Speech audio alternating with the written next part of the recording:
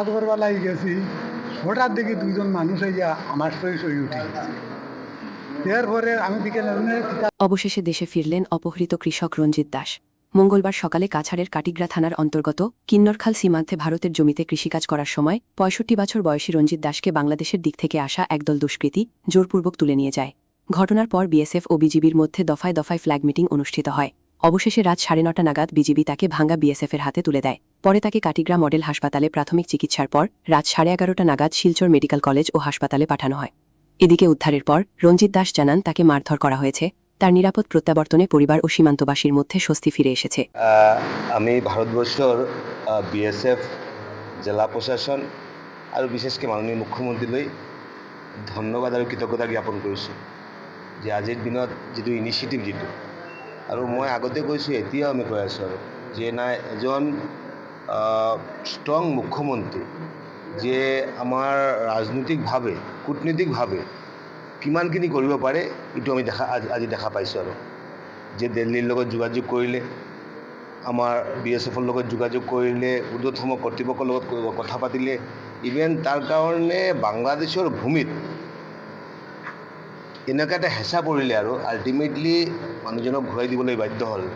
সেইটো কাৰণে মই মোৰ কৃতজ্ঞতাটো জ্ঞাপন কৰিছোঁ আৰু ভগৱানৰ ওচৰত প্ৰাৰ্থনা এইটো কৰিছোঁ যে ভগৱানে আজি মানুহজনক সুস্থ শৰীৰত আজি আকৌ উভতলৈ আহিলে আৰু তো আমাৰ কাৰণে এটা ডাঙৰ বস্তু। ইভেন আমাৰ জিলা প্ৰশাসনে, আমাৰ পুলিচ প্ৰশাসনে প্ৰত্যেকে ইনিচিয়েটিভ লৈছে আৰু আগন্তুক আমাৰ বহুতখিনি সমস্যা আছে, এনেকুৱা সমস্যা নাই বুলি আমি নকওঁ আৰু সমস্যা আছে।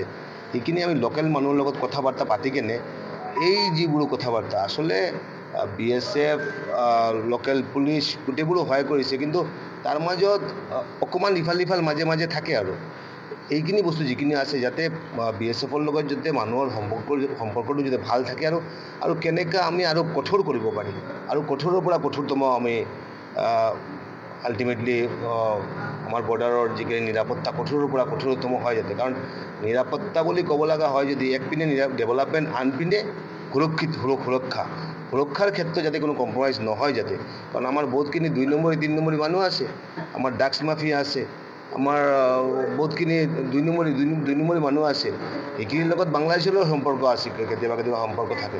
এই গোটেই বস্তুখিনি ভাল মানুহখিনি আৰু ভাল মানুহ বহুতখিনি ভাল মানুহ আছে। এই যে ভাল মানুহ আৰু বেয়া মানুহৰ মাজত যিটো পাৰ্থক্য, মই ভাবোঁ যে আমাৰ মুখ্যমন্ত্ৰী, আমাৰ পুলিচ প্ৰশাসন আৰু বিএছএফৰ লগত কথা বাৰ্তা পাতি কেনে যে এটা ভাল এটা পৰিৱেশ সৃষ্টি কৰা আৰু বৰ্ডাৰ অঞ্চলৰ মানুহ যাতে সুৰক্ষিত থাকিব পাৰে, আজি ভগৱানৰ কাছে প্ৰাৰ্থনা কৰিছোঁ তেখেতে সুস্থ শৰীৰে আকৌ উভতলৈ আহিছে। এইটো আমাৰ মাননীয় মুখ্যমন্ত্ৰীলৈ আমাৰ কৃতজ্ঞতাটো জ্ঞাপন কৰিছোঁ।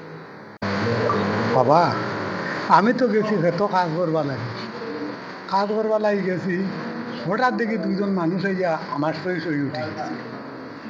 এরপরে আমি বিকেলে টিকালোকে আইছিল, ও তারা কোন পরশু রাইতা কি তারা বাই এটা না, আমি বললাম রে এটা কিতা মাঠে, ওই তোমার অমুকে কইছে নাম কিতাই আইয়ান অনক্ষিন্ন আলো লাশ আছে, ও তালোকে আইছে আর আইও আমার ধরেছে। কোন জায়গায় ও তো এরা নাচ নেওয়া বেটা টানিয়া তুলছে নিতা শেষ রাই ইচ্ছা করি আর উঠি তখন মারপিট করছে। ও এখানে নেওয়ার পরে আর মারপিট না না আপনার সঙ্গে কীরকম ব্যবহার করছে? খারাপ ব্যবহার করছে? না, মোটামুটি ভালো ব্যবহার হবো। খাওয়া দাওয়া দিতেনি? খাওয়া দাওয়া দিয়েছিল বা আমি খাইছি না ইচ্ছা করি, আমার একটু দাঁড়িয়ে চা আর সেলাই চানি দিছে খাইছি। রাখছে কই? রাখছিল গরুর বিটু বিছনা পালা বিছনা।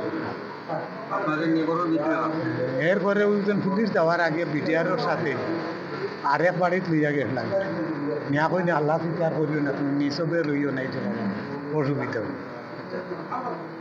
পুলিশে কি আপনাদের আনছে? ওই পুলিশে আর বিটিআরে কি আনছে,